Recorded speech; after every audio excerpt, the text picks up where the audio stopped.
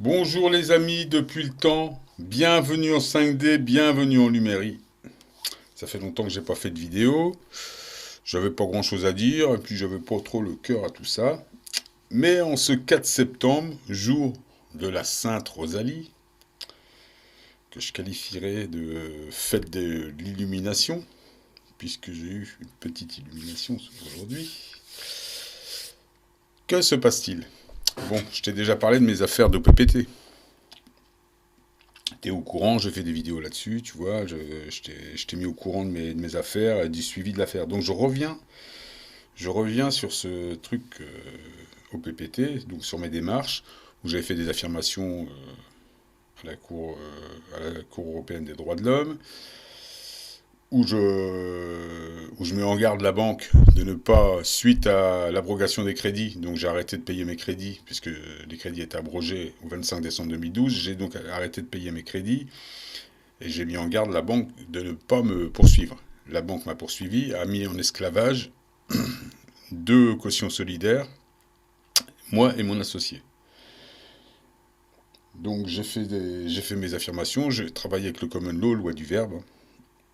J'ai pas fait, je me suis pas servi des avis de courtoisie, mais l'OPPT existe malgré tout. Ce qu'on retient de l'OPPT, je vais te le dire une fois de plus, comme je l'ai dit il y a 4 ans dans mes vidéos, on retient surtout le libre arbitre. L'OPPT, il ne faut pas s'en servir comme on nous l'a.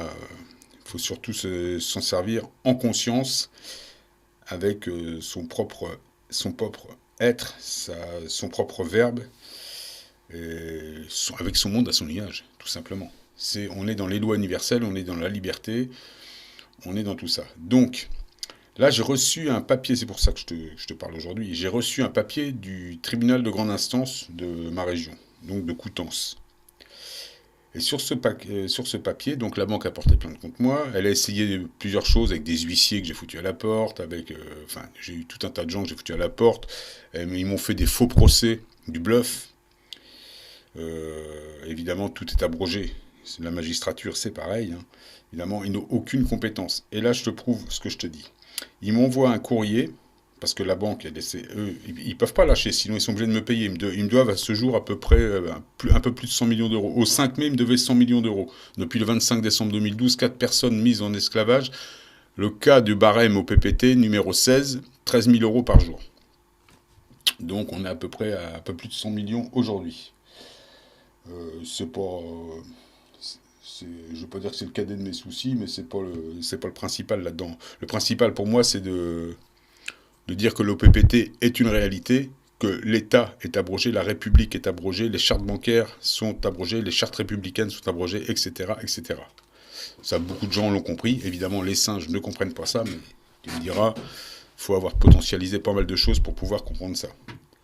Un petit peu comme la fausse neige, si tu veux. Tout le monde ne peut pas comprendre ce qui se passe.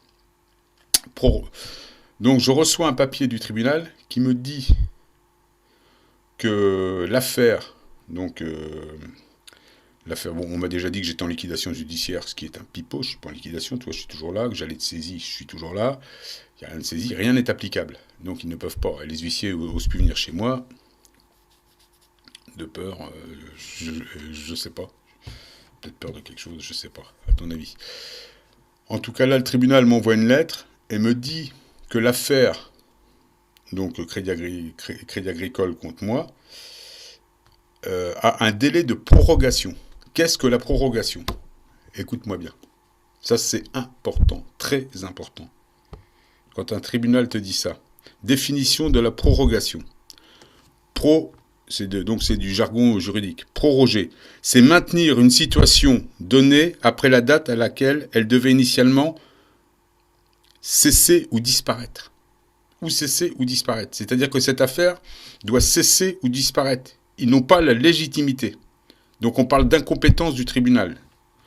Ainsi, on proroge un délai ou une autorisation qui vient à échéance. On proroge un contrat à exécution successive pour lesquels les parties avaient primitivement décidé qu'ils cesseraient d'avoir effet à une date donnée. Mais ils ne me donnent pas la date. S'ils me donnent la date, ils sont obligés de me payer les dommages et les indus. C'est-à-dire plus de 100 millions d'euros. Ok ? Ce qu'on dit aussi, au plan procédural, la condition, évidemment, que la compétence pour juger de l'affaire ne soit pas d'ordre public. Lorsqu'une partie en défense est attraite devant un juge incompétent, elle peut estimer qu'il n'est pas de son intérêt de soulever l'exception d'incompétence. Tu vois bien, ils veulent pas se dire incompétent. Dans ce cas, ils parlent de prorogation. Ils cachent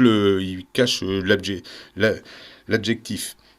Donc on parle de prorogation de compétence. C'est-à-dire que ce tribunal est incompétent parce qu'il est abrogé. Donc ça se tourne vers... Dès que j'aurai le document final, ils m'ont dit que ça va être en 2019. Donc tu vois, ils continuent à me faire traîner. Mais ce qui veut dire que l'OPPT est une réalité, les crédits sont abrogés, c'est une bonne nouvelle pour nous, les amis. L'OPPT, ça marche. Donc ils vont mettre du temps à payer. Là, je te dis ce qui va se passer. Donc quand ils vont me remettre le document final, c'est-à-dire la compétence du tribunal pour juger une affaire qui ne relève pas de leur juridiction, parce qu'il s'agit d'affaires où moi je fais des démarches au niveau international, avec l'UCC, avec des lois. L'OPPT est déposé à l'UCC. Tu peux voir par exemple les vidéos de Dorian Stoll qui te montrent la procédure à suivre pour accéder au dépôt OPPT sur l'UCC. Les gens qui sur Wikipédia nous expliquent que l'OPPT est une rigolade, ces gens-là seront poursuivis pour diffamation, pour mensonge, pour désinformation. Comme tous les zozos qui mettent des vidéos et qui tentent de désinformer. Ces gens-là vont disparaître avec l'eau du bain. Tu sais bien. Donc, évidemment, l'OPPT existe. Évidemment, les autorités sont abrogées. Évidemment, cette banque me doit de l'argent, comme elle t'en doit à toi très certainement, qui a fait des démarches aussi. Donc, ça va venir. Quand on te parle de prorogation, c'est-à-dire c'est un délai qu'ils s'octroient, tous ces gens, pour ne pas payer maintenant, pour ne pas vendre la mèche quelque part. Tu vois, ils veulent pas reconnaître leur illégitimité, leur incompétence. J'insiste bien, ils sont incompétents. Aujourd'hui, nous sommes sous directives européennes. Les directives européennes, l'Europe, ce n'est pas une autorité. Ce sont des directives, des chemins à suivre, que tu peux emprunter ou ne pas emprunter. C'est ton libre arbitre, la liberté individuelle, la liberté de chacun.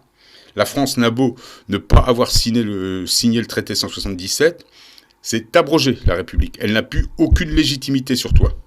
Tu n'es pas obligé de te laisser ponctionner à la source tes impôts, de payer tes impôts fonciers, sauf si tu travailles avec leur système corrompu. Tu n'es pas obligé, tu peux monter ta propre entreprise sans passer par leurs officines. Tu n'es pas obligé de monter une affaire en passant par exemple par le registre du commerce. Tu peux monter ta propre structure sous par exemple une appellation CVAC ou une chose que tu peux inventer. Nous sommes sous liberté individuelle. Je le répète. Ton seul problème, c'est la peur, la trouille. Donc voilà où j'en suis avec l'OPPT. J'ai gagné. J'ai gagné. Voilà ce qui se passe. Donc j'ai ce papier en ma possession et j'aurai le papier final, ils disent en 2019, mais ils vont peut-être encore proroger une année de plus. Je ne sais pas quelle est la limite de la prorogation. Donc voilà, ça c'était pour parler de l'OPPT. C'est gagné, c'est une réalité, les amis. Le 12 décembre, nous avons la comète Wirtanen. Ils disent Wirtanen, attends. Oui, Wirtanen, exactement. Ouais, c'est moi qui dis des conneries. Wirtanen, 46P.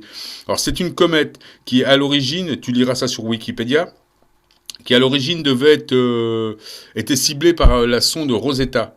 Et ils se sont rabattus sur Tchouri. Tu te rappelles, en 2015, la comète Tchouri, qu'ils ont dégazé pour pas qu'on soit arrosé de particules de vie. Dioxygène primordial. J'en ai parlé à plusieurs reprises. Donc là, cette comète qui serait un peu... Moi, je pense que c'est une sauvegarde de Tchouri. Celle-là, elle est pas... je sais pas comment ils vont essayer de la démolir, ce qu'ils vont nous faire, mais celle-là, il doit y avoir du matériel intéressant. Si elle était en 2003 choisie par la NASA pour être observée. Donc, elle est plus petite que... Donc, c'est le 12 décembre. Elle est plus petite que Tchouri, qui faisait 4 km. Celle-là, elle fait 1 km. 1 km 2. Mais bon, elle est intéressante. Ce sera le 12 décembre. Tu vois bien qu'en ce moment... Donc, je vais te parler encore d'autre chose. On va revenir sur... on va revenir sur donc la résonance de Schumann. Je veux te parler de la résonance de Schumann. Ça monte fort. Elle fait des miracles, hein. Tu vois, on a des journées, des nuits. Je sais pas, tu suis ça de près, tu vois bien, bouche magnétique, etc. La résonance de Schumann.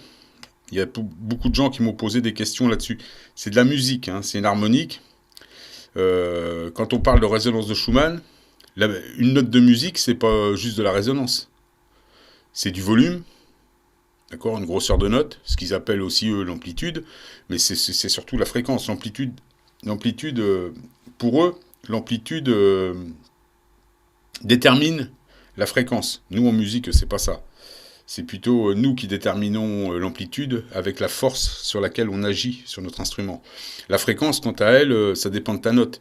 Si tu es dans un Do dans le premier octave, par exemple, si tu as 12 pics dans le premier octave, l'octave d'après, le Do d'après, Do, Ré, Mi, Fa, Sol, La, Si, Do, au Do d'après, tu as le double. La résonance de Schumann, ça marche aussi comme ça.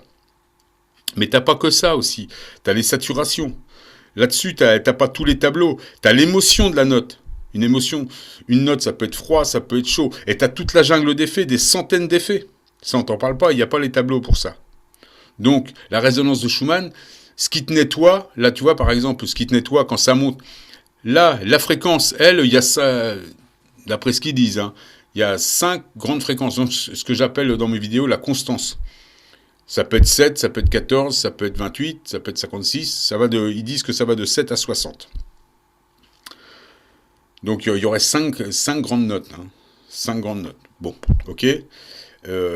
Ça, c'est des constances. Mais par contre, l'amplitude, elle, le volume, son volume, sa taille, elle peut changer.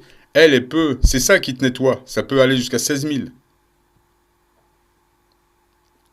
Donc c'est la force de la note. Par exemple, quand tu es sur une guitare, si tu fais la note de Do, tu peux la taper tout doucement. Donc, tu as un petit volume, une petite amplitude. Si tu tapes très fort dessus, tu as un gros volume, une grosse amplitude. Mais c'est toujours le même Do. Et le Do, il a toujours la même fréquence. Si c'est 12 pics dans cette note-là, il y aura 12 pics. Si c'est une autre note, il peut y avoir il y a plus de pics. Quand tu changes de note, tu changes de... Plus tu avances vers les aigus, plus tu as de fréquence. Et plus c'est chaud.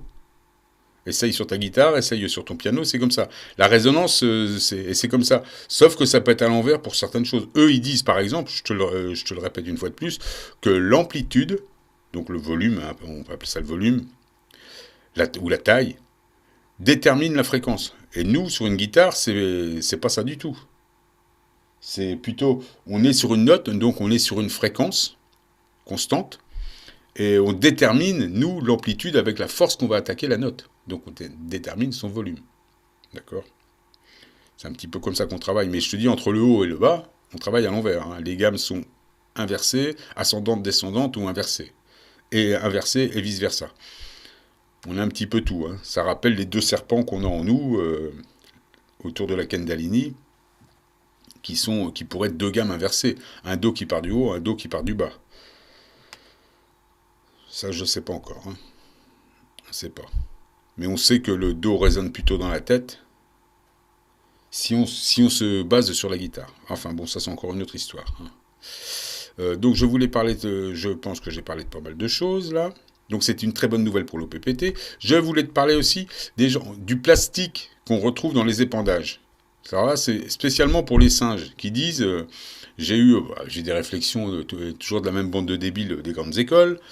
Il y en a un qui me disait mais si avec une bougie, c'est bizarre, je passe une bougie sur ma main, c'est noir, donc je serai en plastique.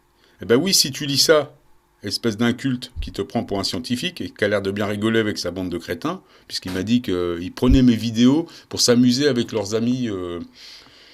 leurs amis grands scientifiques. Si vous avez que ça à faire, si je suis un fac, je vois pas pourquoi vous vous intéressez à moi. Vous êtes vraiment des simples d'esprit. Donc on dit dans 60 millions de consommateurs, qu'est-ce qu'on dit dans 60 millions de consommateurs ? Qu'il y a on t'explique que des nanoparticules plastiques, provenant de plus gros morceaux, c'est-à-dire des fractales de plastique, et des produits cosmétiques, sont retrouvés partout, dans les océans, dans toutes les eaux. Donc évidemment, si tu brûles de l'eau de ton congélateur, espèce d'imbécile, c'est normal qu'il y ait des goûts de plastique aussi. Des goûts de plastique.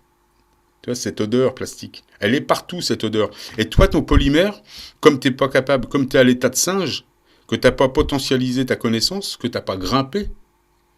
Ton polymère n'a pas changé, il est resté organique. Donc ton maître, qu'est-ce qu'il fait? Il te balance des particules comme ça pour te maintenir. Ils maintiennent la densité, ils maintiennent les formes dans la densité. Aussi bien toi, le singe, que les plantes. Que tout le matériel qu'il y a sur Terre. Par contre, les gens 5D qui ont potentialisé, eux, ont un polymère qui a évolué par leur connaissance et par le soleil, évidemment, et tous les événements célestes. Système d'attraction. Quand tu crois, ça arrive. Donc, évidemment, notre polymère est polycristallin. Et j'ai fait des vidéos, vous vous rappelez, avec l'histoire de Bob l'éponge et le petit bonhomme en plastique et tout ça, le petit bonhomme en mousse. Donc on peut les retrouver, mes vidéos, je parle de ça il y a déjà 1 an, 2 ans, 3 ans. En 2014, je pense que je faisais déjà des vidéos là-dessus. Donc évidemment, ça s'appelle des exercices de polymérisation. Donc ce sont des épandages réguliers pour maintenir les formes sur Terre, tout simplement. Parce que ça agit d'une manière trinitaire. Il y a le complexe de 3 produits, hein, produits cosmétiques, plastique et des fibres. Il y a tout ce qu'il faut pour faire un petit bonhomme en mousse, là, tu vois, pour faire un singe, pour maintenir un singe. Donc évidemment, je comprends bien, toi, le scientifique des grandes écoles, que tu ne comprennes pas ça. Mais il faudrait que tu t'y intéresses. Donc, dans la neige, les amis, il y a du plastique. Il y a ce plastique. Dans tes bouteilles d'eau, c'est pas que des dégradations de ta bouteille de plastique, c'est l'eau contient ces plastiques. Elle est partout. Dans les plantes, dans tes fruits, dans tout ce que tu manges, il est là, ce plastique. On a une espèce de polymère, une espèce de truc plastique. Voilà, t'as qu'à lire cet article de 60 millions de consommateurs qui date de je sais pas quand, qui date de 2014. Je l'ai déjà partagé à plusieurs reprises. Encore faut-il avoir envie de se cultiver sur ces questions-là. Évidemment, des scientifiques savent tout ça puisqu'ils t'en parlent. Mais dans la relève, dans les grandes écoles, ne savent pas ça. Tu vois ? Et ça me fait très peur que ces gens se disent la relève et s'exhibent avec des noms tels Einstein et je ne sais quel apôtre. Vous avez honte de rien, les bouffons. Honte de rien. Enfin, voilà ce qui se passe. Hein. Donc oui, du plastique, il y en a dans la neige, il y en a dans les eaux de pluie, il y en a dans ton assiette, il y en a sur ton corps, toi le singe, t'en es bardé, parce que sinon tu serais plus là. Tu peux dire merci à ton maître Belzébuth. Tu serais plus là, le singe. Ben oui, tu serais plus là. Tandis que nous, les 5D, on est là. Je voulais vous parler aussi. Il y aura une chose sur l'espace-temps. Je me suis rendu compte de choses avec une personne sur l'espace-temps. Avec les portails organiques, mais ce sera une autre vidéo quand j'aurai envie ou quand j'aurai le temps. Donc tu vois, le même plastique trouvé dans les océans, t'en as partout, dans les fleurs, t'en as partout, voilà. Tout ce qui se maintient pas dans la densité, dans la nouvelle densité, eh ben, se maintient grâce à ce complexe de produits cosmétiques, de fractales de morceaux de plastique. Comme ce qui se passe là-haut avec les nanofibres, c'est auto-formé. Donc ça pousse, ça doit être un truc neutre, comme un peu une hormone neutre qui prend la place, qui peut hormoner chaque organe, comme la DHEA par exemple, tu vois. C'est une seule hormone, mais qui devient hormone de chaque organe. Et bien là, c'est pareil, c'est un espèce de truc qui devient espèce de l'hormone pour tout le monde, qui devient quand ça tombe sur des fleurs, ça devient fleur, ça tombe sur le singe, ça devient singe. Et voilà. Donc du plastique, t'en as partout, partout, partout, partout. Voilà. Et je voulais dire aussi au sujet, ils me disent, la neige, quand elle noircit, qu'elle ne fait pas d'eau, ça n'est pas normal, le singe. Ça n'est absolument pas normal. Dans les années 80, la neige fondait. Et il n'y avait pas de retardant, d'additif retardant dedans, donc elle fondait, elle n'avait pas le temps de fixer le noir. Et d'ailleurs, quand on était en 3D, tu comprendras bien que c'est un monde déterminé. C'est un monde défini. Donc on n'était pas là pour l'impression. C'était un monde déterminé.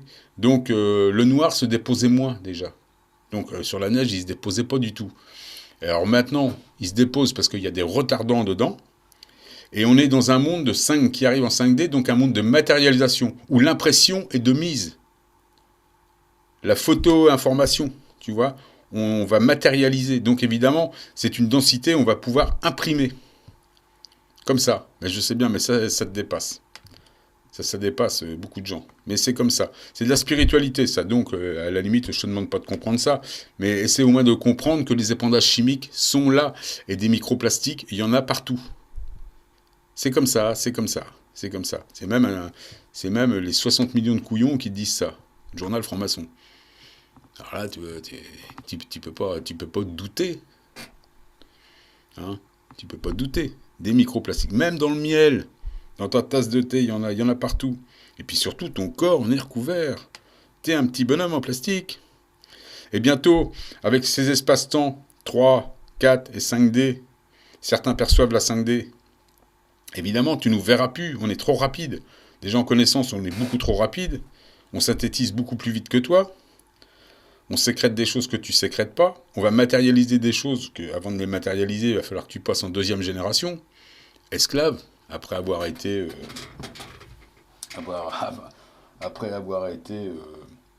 dominant enfin bon, tu verras bien. Il y a une suite logique dans tout. Les premiers seront les derniers. Donc voilà, c'était tout ce que je voulais dire à ce sujet-là. Maintenant, je vais te parler de ça. Donc, tu as vu, l'OPPT, c'est une réalité. Une réalité, l'OPPT. Ça existe. Eh oui, et ça marche. Donc, je voulais te parler de cette petite machine-là que j'ai découverte il y a... Ceux qui connaissent... Le Trio Band Creator. Bon, alors là, j'ai le Trio Band Creator. J'ai une petite pédale pour changer les sets de batterie. Donc, tu peux t'enregistres une rythmique à l'aide d'une rythmique, ou un enchaînement à la guitare ou ce que tu veux. Tu crées un morceau, ça te choisit, ça te réfléchit une ligne de basse et ça te réfléchit une ligne de batterie dans le style que tu veux. Jazz, rock, swing, reggae, funk, blues, country, ce que tu veux. Et tu as des variations, hein, donc tu peux régler. Et tu as des lignes de basse. Pareil, tu as quelques variations pour les lignes de basse. Puis là, j'ai une petite pédale. Bon, tu connais, c'est une enveloppe de basse. Ça fait un type wah-wah. J'ai pris un truc de basse parce que j'aime bien. Enfin voilà, ça c'est vieux. Hein. Pour ceux qui connaissent, ça s'appelle audio, je sais plus quoi. Source audio, voilà. Ça marche aussi avec un truc que tu te mets sur le doigt. Enfin, ben voilà, donc je voulais te montrer ce petit truc-là. Et puis tiens, je vais te faire une petite composition en cette Sainte Rosalie. Et ce morceau s'appellera Sainte Rosalie. Voilà. Donc je me présente à toi dans mon plus beau costume. Comment vas-tu, l'ami? Comment vas-tu? Donc je t'explique. T'inquiète pas. Tout va bien se passer. J'espère que le son va pas être trop mauvais. Donc, d'abord, je fais une rythmique. Donc, composition Sainte Rosalie. Je fais une rythmique. Cette rythmique va déterminer une ligne de basse et va déterminer une ligne de batterie. Ensuite, je vais enregistrer ma rythmique sur cette ligne de basse et de batterie. Et ensuite, je vais te faire un petit chorus. Donc, ce morceau, Sainte Rosalie.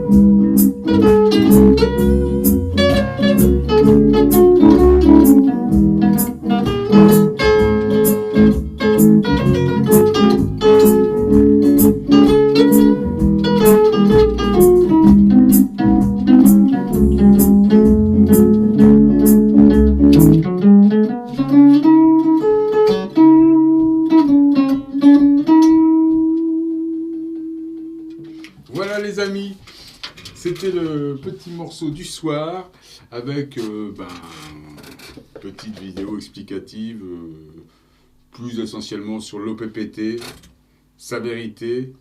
Et OPPT, on a gagné, c'est applicable parce que il déclare ne pas avoir la compétence, les tribunaux déclarent ne pas avoir la compétence pour juger des affaires à caractère international, comme ce qui concerne les abrogations de crédit antérieures au 25 décembre 2012, comme je te l'avais annoncé déjà en 2014 ou 2015, ou je ne sais plus quand, je pense que c'était en 2014. Voilà les amis, eh bien c'était mon petit retour avec les petites nouvelles du jour en cette sainte Rosalie. À bientôt les amis.